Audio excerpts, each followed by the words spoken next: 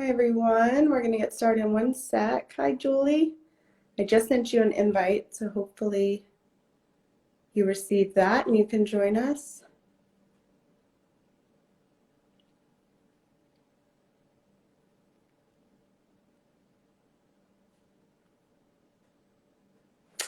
Hi everyone, just waiting for Julie to join us here, and then we'll get started.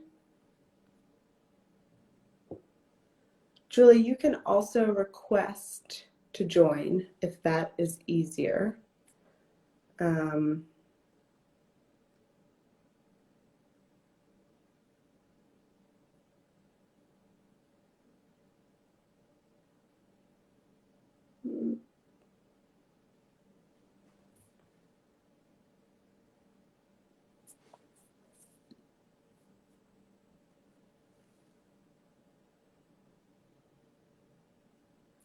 Oh no, Julie, it's telling me you're unable to join.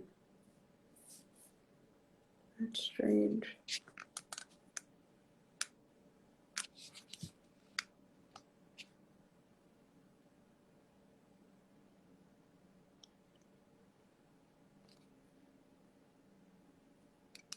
Sorry everyone, we'll get started soon.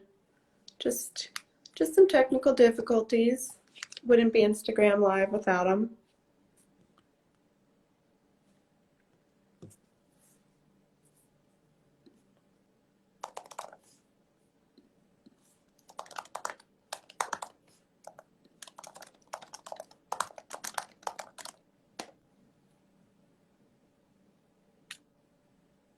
Oh, I think we got you, Julie. I just got your invitation.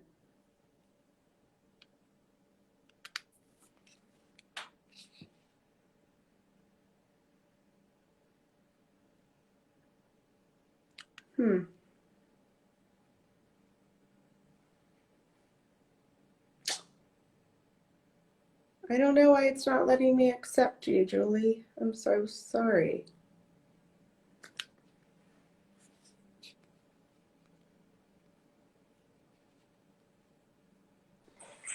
Ah! Yay. We did it. We did it. I was trying it on my laptop, but it didn't seem to want to cooperate. Oh, so we'll do it like this, which is fine. Okay. That's okay. Yeah. Great. We did it. Just the lighting. Okay, great. Awesome. Can you see okay? I mean, it's, yeah. I hope that's all right. Yeah. Yeah, I can see perfectly. Okay. Well, Julie, thanks so much for joining us. This is a real treat. For those of you who have not joined us here on Instagram Live, this is something that we do monthly. We sit down with one of our authors and we dive a little bit deeper into the book. So this is really special. I've got here Eva and Eve, this beautiful book that Julie herself sent me and signed. And then there's a paperback too. The paperback is also available. I don't know if you have a copy of that. Do you? I don't have a copy of the paperback, but I will let everyone know that came out in April officially, right? Yes, that's right. And if you hold on just a moment, bear with me. I will get one. Okay? Awesome. Yeah, the paperback's quite beautiful too. Yes, I love it. Okay. All righty. So this is paperback. Oh, I love it. Yeah, and that I really love this photo. My dad took it of my mom, probably in about yeah, I think I'm gonna say it must have been the very early 50s. Yeah. Oh wow. Yeah, and I'd always loved it. It's like very adoring. Yeah. Mutually adoring. Very. Yeah. Well, I thought for those that may not have read the memoir yet, though, if you haven't, I cannot encourage you enough. This is a really remarkable story about Julie's late mother's childhood in Nazi-occupied Austria.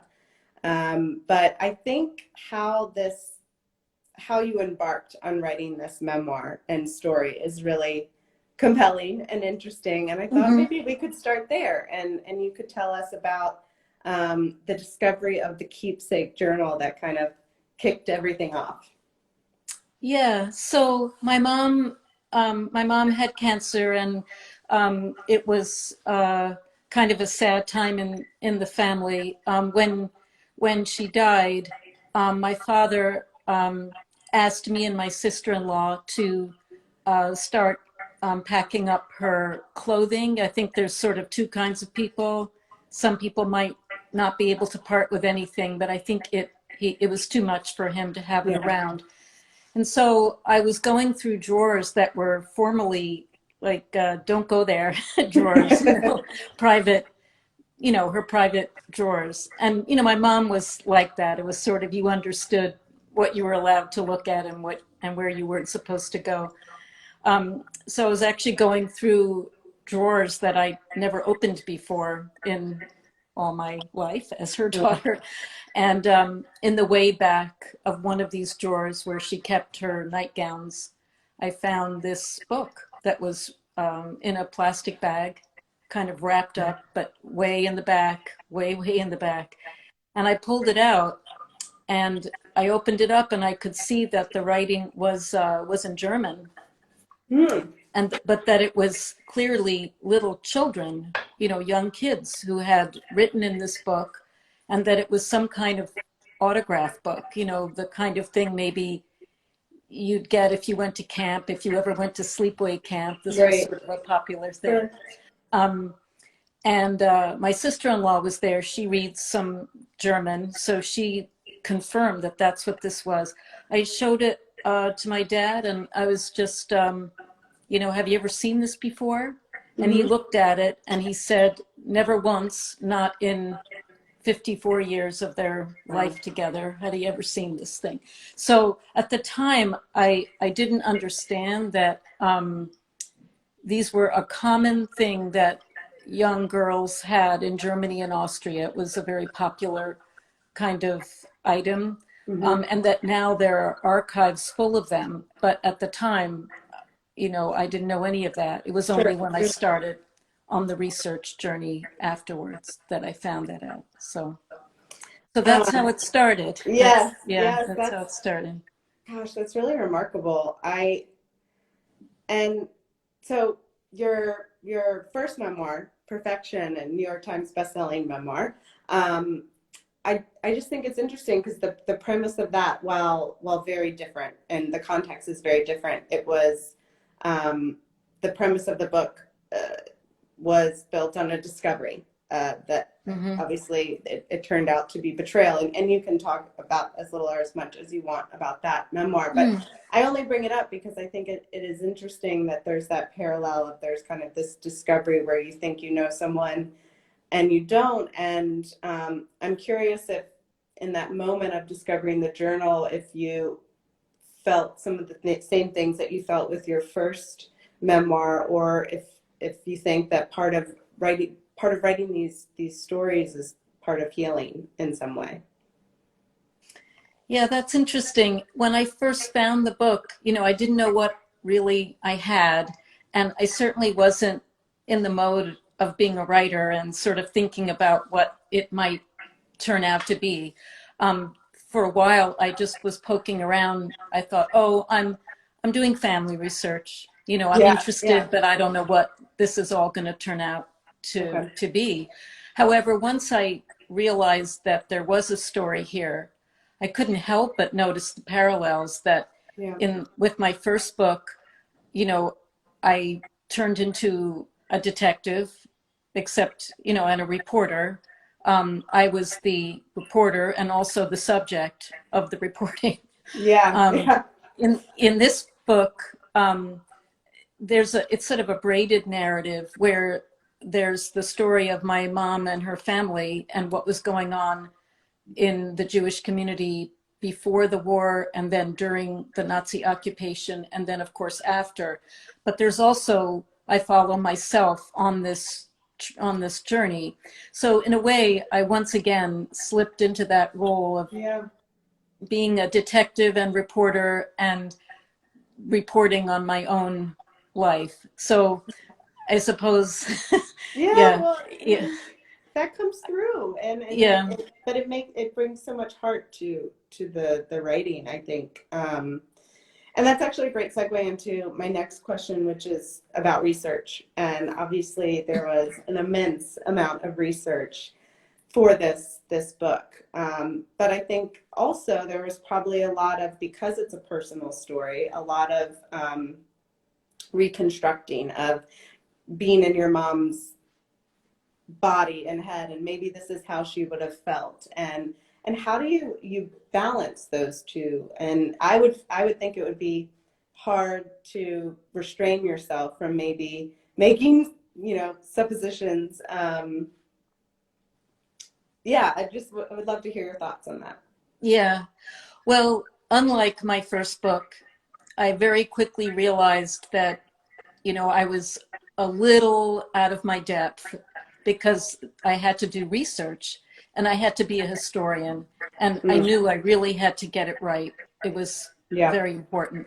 So I did connect with historians at the Leo Beck Institute right away, and that really helped. And that guy who was one of the archivists there really followed me along on the entire research journey. That took some years, but I think also very quickly I realized that most readers, I would say most Americans, don't know very much about Vienna.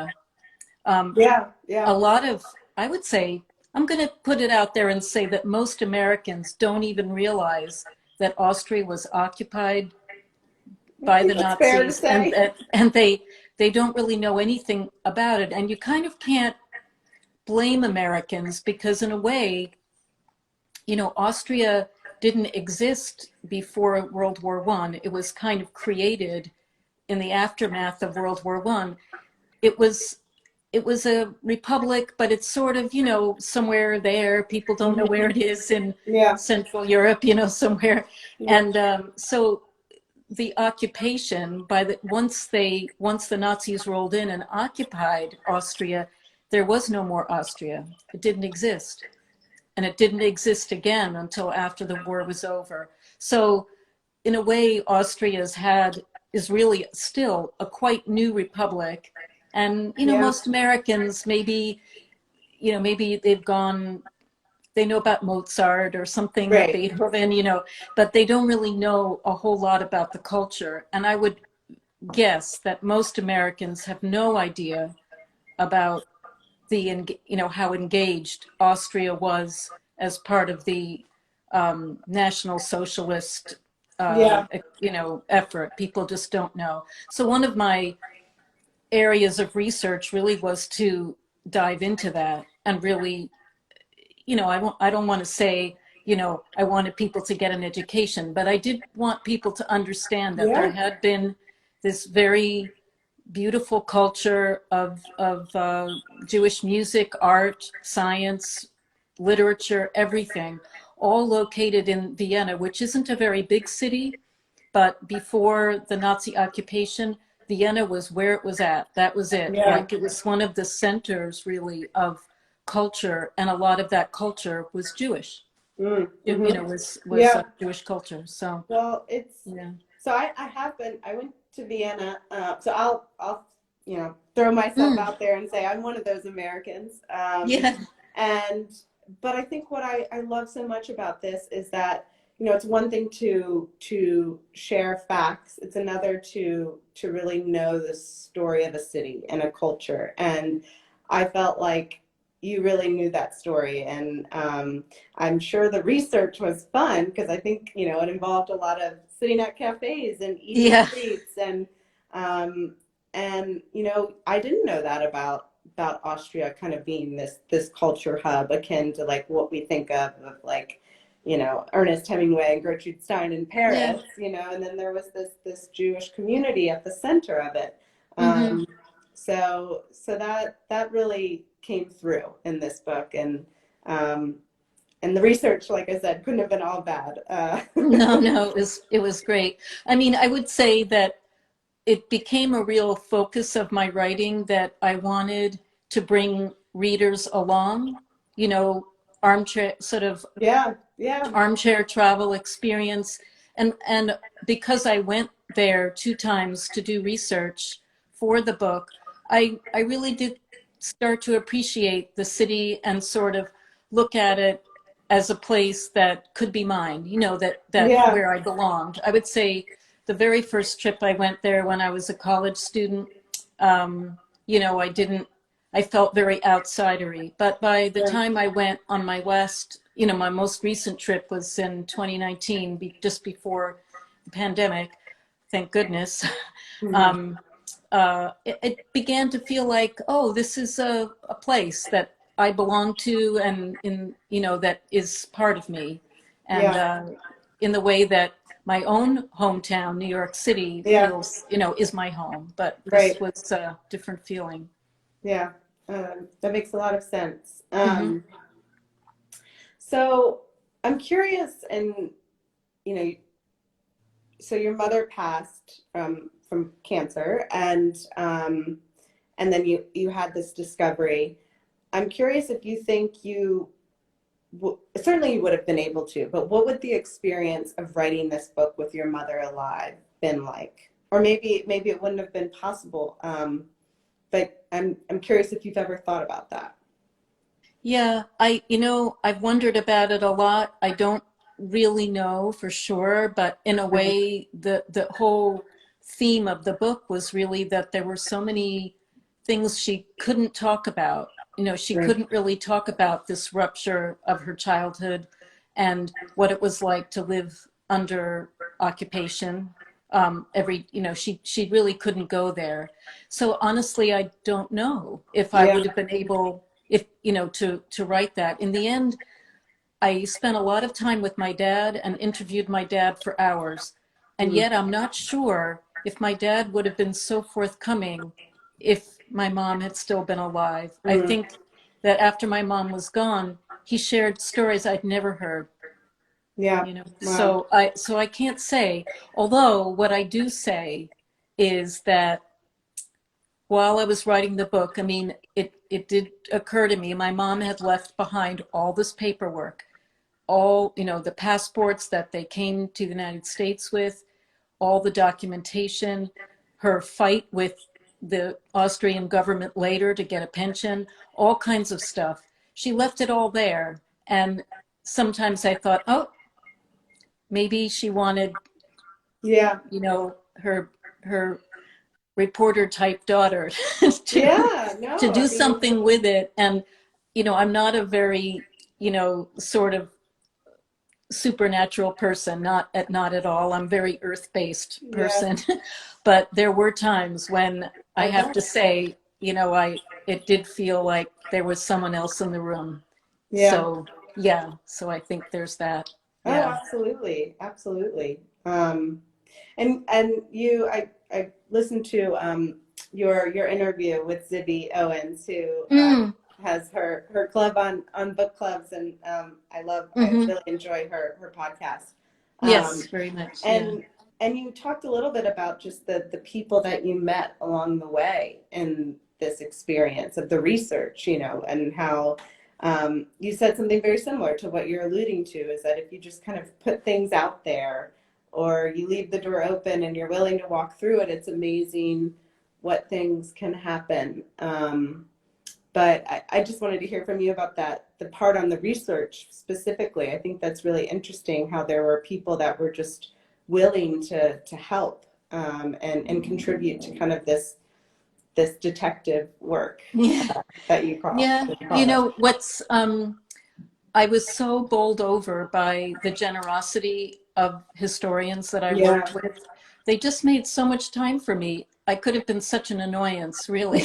But, you know, calling them up, sending them Yeah, emails and yeah. stuff, all the time. But that really amazed me. What also amazed me is that here's this period of time that really was so earth-shattering, but it happened now 80 plus years ago, and yet there are still so many researchers, many of them not Jewish, not at all. They don't have that what I would say is the rule, Yeah. um, who are devoting their lives to the Wow. study of this time period, and they're so thrilled to talk to I bet. somebody, I bet. So, what I always say to people, and a lot of people who've read the book, they're trying themselves to do their own family research. And I just say, keep on going. Don't give up, because eventually something will shift. And Yeah. I will say I had many frustrating moments while I was doing the work.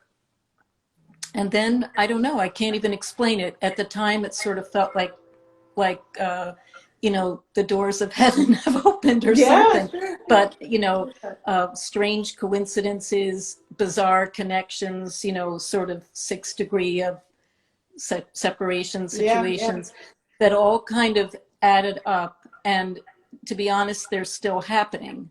So Wow. now that the book's out in the world, Yeah. I'm still having relationships with new researchers.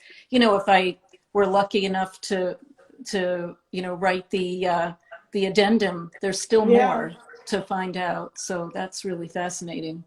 Yeah. I Yeah. mean, I bet on that note, I mean, I'm sure it was kind of once the book was out in the world and you had at least closed the book for a time being, like that had to be really hard to say kind of goodbye to this journey. Not that you can't, jump back in like you said and write the addendum, but I talk about that a lot on here with the authors that I meet with about kind of the sadness that comes Mm. with ending your writing. And I don't, I'm curious how I mean, unfortunately it happened during the pandemic. Otherwise I'd say maybe you could just go to Austria and sit in a cafe and kind of, Yeah. but how have you contended with kind of that sadness of ending this for the time being? Yeah. Well, it's funny with a book, you've got to stop somewhere.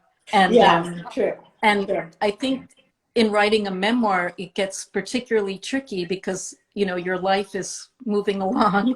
It's not like a fictional world where you could find a way to close the door and, okay, write a sequel maybe if you Yeah, want. yeah, This is a different situation that events were still unfolding, and yet your editor has given you a deadline and your publisher yeah. and No, there's a you clear. have to find a stopping point. Of course, when during this time, I do write about it a bit, that I was trying to get my brother and I were petitioning to get our Austrian passports. Oh And wow. this actually happened, but it happened after the book was done. I was sort of in the Okay. process, but now we have the passports, so I am actually an Oh, that's EU citizen. amazing. So yeah, Oh, so of course wonderful. then came the pandemic, and Yeah, I'll say I'm not quite comfortable getting on yeah, a plane and into yeah, Europe at the moment, where the case load is now once again yeah. going high, but I'm very much looking forward.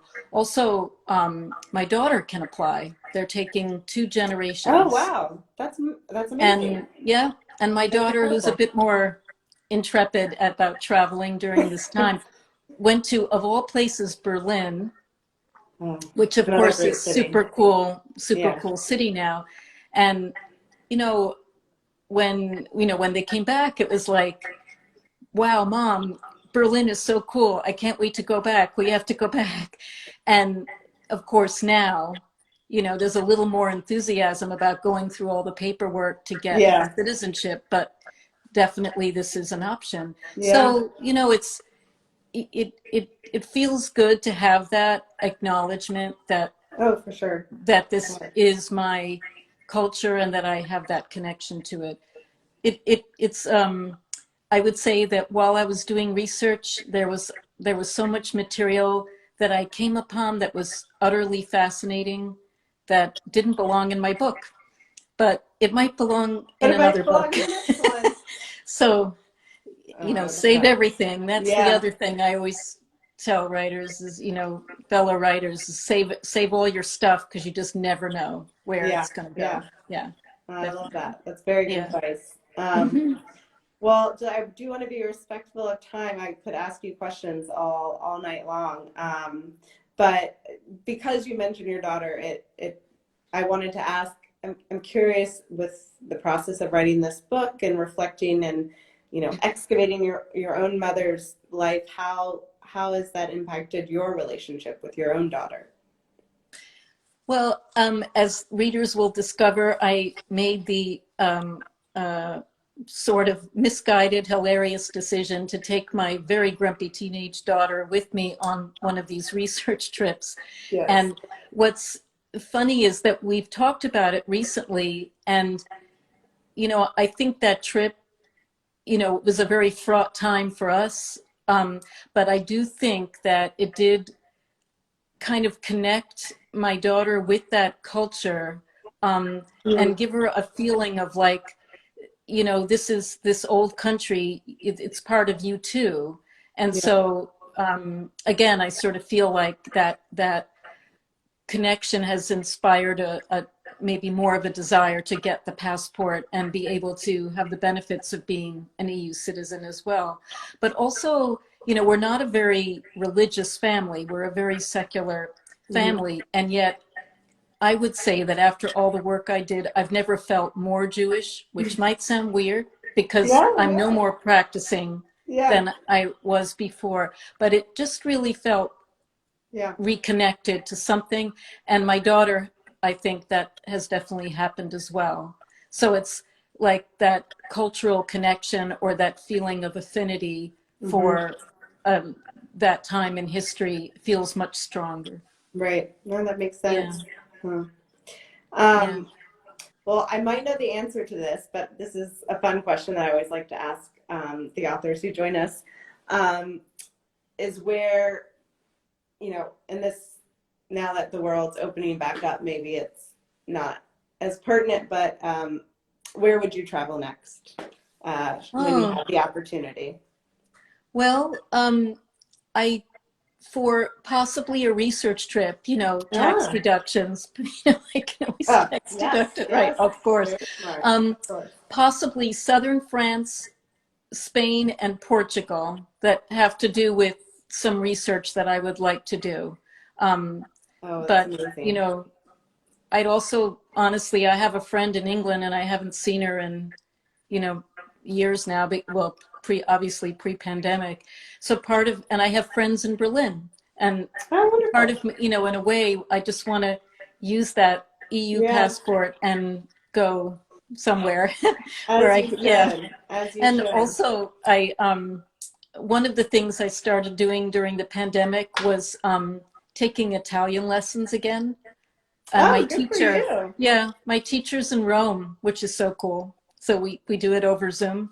And Oh, of wow. course, now we've become quite friendly. So that's another, I sort of Yeah, wish I could have 2 months and just whirl around all of yeah. this place. And, Oh, you know, but in the near term, um, I spend summers on a part of the summer on an island in Maine, which has actually appeared in both of my books. I have oh, a very intense attachment to a particular island that, oh, where we that's go. wonderful. So there's Well, that. Yeah. my colleagues and co-founders live in Camden, Maine. So Maine is Oh, dear yeah. to the Bookclubs family as well. Yeah, yeah, yeah. Um, Yeah, we're a little north of Camden, but I've been through oh, it many wonderful. times, so I know it Oh, quite well. Yeah. oh, that's awesome. Yeah. Um, okay, final question, and maybe the Mhm. most important. What are you reading right now? I am reading at this moment a very delightful novel by Eleanor Littman called Okay. Rachel to the Rescue. I'm very, very Oh, fond of Eleanor Littman's, and she and I did a book trade. So, I love that. we're Book like trades are the we're best. like mutual Yeah, fangirls. So, yeah. so Oh, we that's did a great. book exchange, and I'm really enjoying it. It's kind of a bit of an antidote to everything that's happening that's Mm. sort of awful. Before that, I read, um, and very fascinating, Michael Pollan's This Is Your Mind on Yes. Plants. Oh, Yeah, and I that was super really cool. good, right? Really Yeah, fascinating. I enjoyed it he's as a well. wonderful writer. Yeah. And then a lot of what I'm reading now is research ish, but pleasurable Yeah. reading, um, both fiction and then I'm reading a book about the artist Tove Jansson, Finnish Okay. artist who people might know from Moomin Trolls. If No, it's a series of kids books, and In Okay. Finland, she's a goddess, and Oh, there's like a wow. museum, and Yeah, yeah. Moomin Troll Museum. Here, I think she's less known now, Okay. but she lived a very cool and very unconventional life for a woman of her time, and Mm. so I'm calling it research, but it's also a great read. I've read a biography and her letters, and Wow. and her sketchbooks. So Oh, that's been, cool. yeah. That's great. So Well, maybe a trip to Finland is in your you never future. know. Oh, I love it. Yeah, yeah. I'm gonna travel with you vicariously. Okay. Oh, Well, Julie, really, thank you so much for your time tonight.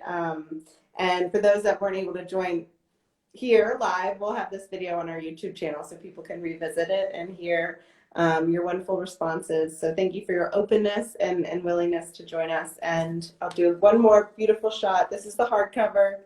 There's also and the then here's paperback. the paperback. Yes, it's Uh, that beautiful it's photograph. I love it. My mom was kind of looked like one of those 1940s movie stars, and I don't know how she got her hair like so organized because I can't do that. I like your hair though. Yeah. So, But but thank you. This has been such a pleasure. And if people are out there and want to connect, I'm on Instagram as well. So you can find absolutely, me. I'll share. Yeah. If you'd like, I can share that Yeah, as a follow up in our book club chat. So sure. I'll share that with Absolutely. everyone. Awesome. Okay. All right. Well, All thanks, right. Julie. Have a Yeah. wonderful Thank night. you. Thank you. Good night. Good night. Now I have to figure out how to. Ah. Yeah. Okay.